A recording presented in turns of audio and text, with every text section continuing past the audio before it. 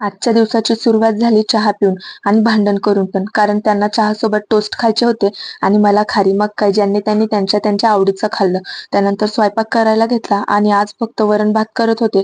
कारण कालच्या प्रवासाचा थकवा गेलाच नव्हता आणि वरण भात म्हणल्यावर माहीला पण खाता येईल म्हणून जास्त काही न करता सिंपल असं जेवण केलं, मस्त कडकडीत फोडणी देऊन. त्यानंतर हे कपडे बघा तुम्ही, असं वाटते की सगळ्या गावाचे आणले गोळा करून, पण हा सर्व आमचा 2 दिवसाचा पसारा आहे. आणि त्या दिवशी मनोजचा मोबाईल देखील भिजू घातला होता कपड्यांसोबत, म्हणून ह्यावेळेस मनोजचे खिसे तपासून घेतले. खरं तर ना मला सवय नसल्यामुळे असं झालं. मी कधी चेकच करत नाही. म्हणजे ना तसा नादच नाहीये पहिल्यापासून आणि हे त्याला पण चांगलंच माहितीये. सगळी कामे वगैरे आवरून जेवण करून झाल्यावर ह्या दोघींसोबत मी पण जरा वेळ झोपी गेले. झोप झाल्यानंतर ह्या दोघींचा खेळ चालू झाला. राही खरंच खूप लक्की आहे, कारण माहीसारखी बहीण तिला मिळाली.